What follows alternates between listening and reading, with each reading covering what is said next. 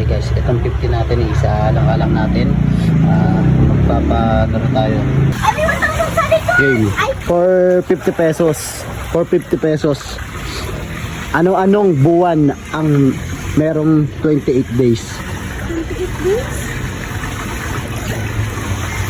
Ano-anong buwan ang meron 28 days? Hindi ko alam yan. 10 seconds lang. 10, January, 9, March, April, 8, June, July, August, December, 7. October, November, January, November, Sige, ano? February, January, Sige. March, April, June, July, August, September, October, Sige. November, December, ano? Kulang. Ha? Kulang. Okay. April. 10. Dalawa kayo. Ano ba yan? Kulang. For 50 pesos. Ano-anong buwan ang meron 28 days? 10, 9, 8, February. February? Oo. Mali. Sorry.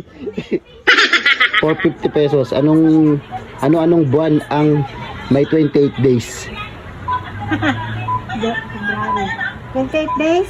Oh, February. ano pa? February. February lang. Isa lang naman. Mali.